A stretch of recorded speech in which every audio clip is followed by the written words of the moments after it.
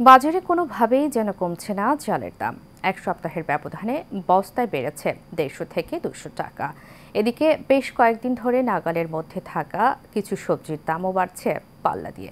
তেলের দাম স্বাভাবিক থাকলেও সংকট কাটেনি এখনো। কাসর আহমেদের রিপোর্টে থাকছে বিস্তারিত। অন্যান্য বছরের তুলনায় এবারে রমজানে নিত্যপণ্যের বাজার কিছুটা স্বাভাবিক থাকলেও হঠাৎ করেই বাড়তে থাকে চালের দাম। সুনির্দিষ্ট কোনো কারণ না থাকলেও কেন দাম বাড়ছে এটি নিয়ে ক্রেতাদের পাশাপাশি ক্ষুব্ধ খুচরা বিক্রেতারাও।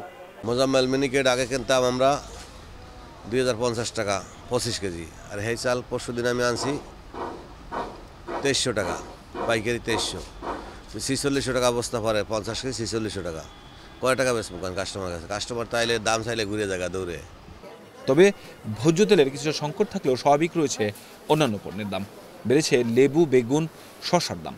আপনার লেবুর দাম হাই দাম, বড় লেবু 120 টাকা আলি, লম্বা বেগুনি বানা যায় এগুলা আপনার 120 টাকা কেজি, তারপর বড় তাল বেগুনও 120।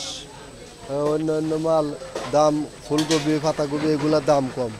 দাম টাম বাড়ে নাই, যা শুনছিলাম তা তো হইতেছে না, দেখতেছি না। কারণ শুনছিলাম কোম্পানিরা রেট বাড়াইব, সরকার বাড়াইতেছে না, এই জন্য তারা সিন্ডিকেট করিয়া বইয়া রয়েছে। কিন্তু এখন তো কিছুটা পাইতেছি, যেমন 10 কার্টনের জায়গায় 4 কার্টন পাই। ক্রেতাদের অভিযোগ সরকারের নজরদারির অভাবেই সুবিধা নিচ্ছে একটি মহল।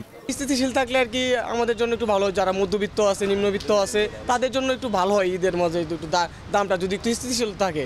তেলের বাজার তো ঊর্ধ্বগতি, চাল তো ডেলি বাড়ছে। বাজার নিয়ন্ত্রণে সংশ্লিষ্ট সবাইকে সরকারকে সহযোগিতা করার আহ্বান সবার।